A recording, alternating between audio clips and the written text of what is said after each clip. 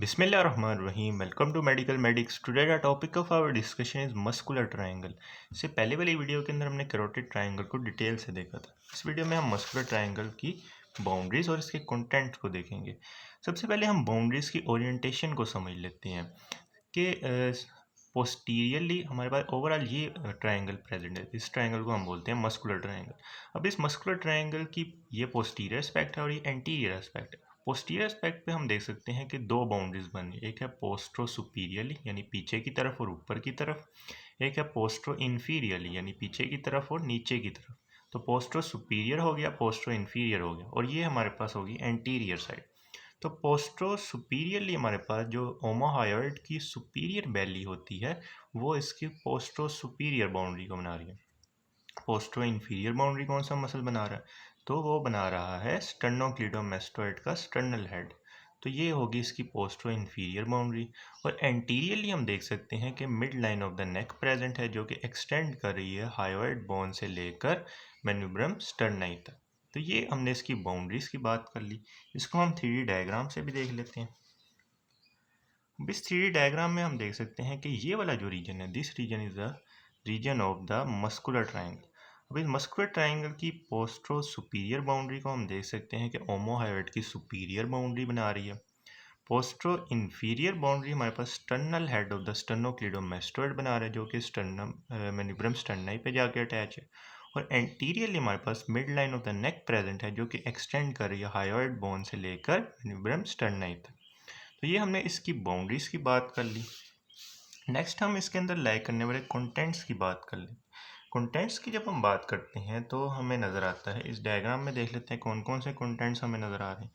तो इस डायग्राम में हम देख सकते हैं कि सबसे पहले तो हमारे पास इंफ्राहायोइड मसल्स प्रेजेंट है। इंफ्राहायोइड मसल 4 होते हैं। एक होता है स्टर्नोहायोइड, एक होता है स्टर्नोथायरॉइड, एक होता है थायरोहायोइड और एक होता है ओमोहायोइड। इन मसल्स की बात हम अगली वीडियो में भी करेंगे जिसमें हम इसकी ओरिजिन, इंसर्शन और इसकी नर्व सप्लाई वगैरह को देखेंगे। अभी हम बस इसके नाम याद कर लें कि इंफ्राहायोइड मसल हमारे पास इसके कंटेंट्स के अंदर आते हैं। उसके अलावा कुछ और स्ट्रक्चर्स भी इसके कंटेंट्स के अंदर आते हैं। एक होता है हमारे पास thyroid cartilage, this one is a thyroid cartilage, ये इसके कंटेंट में आ जाता है।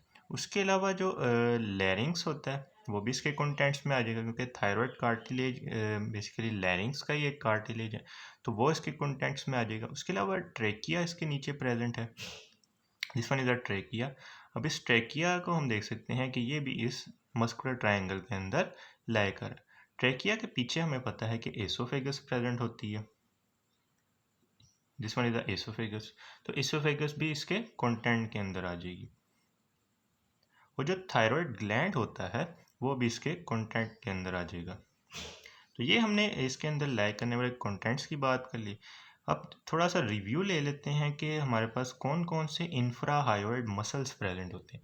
इंफ्राहायोइड मसल को हम इंफ्राहायोइड क्यों बोल रहे हैं? क्योंकि ये हायोइड जो हायोइड बोन होती है उसके नीचे प्रेजेंट होते हैं।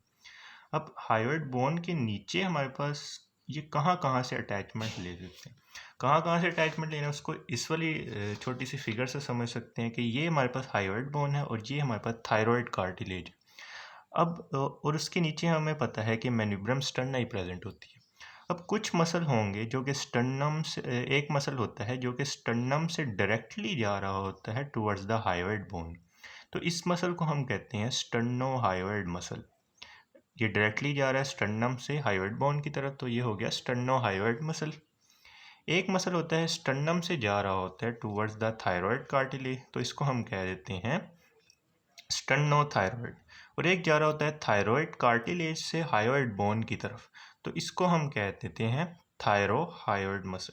तो ये 3 मसल हो गए। उसके अलावा एक मसल होता है ओमोहायोइड जिसको हमने इसकी बाउंड्रीज के अंदर भी देखा कि इसकी सुपीरियर बैली होती है और एक इसकी इन्फीरियर बैली होती है। इन मसल्स को हम अब 3D डायग्राम से देख लेते हैं। तो सबसे सुपरफिशियली लाई कर रहा है हमारे पास स्टर्नोहायोइड का मसल। अब ये एक्सटेंड कर रहा है स्टर्नम से लेकर हायोइड बोन की तरफ, this one is a sternohyoid muscle.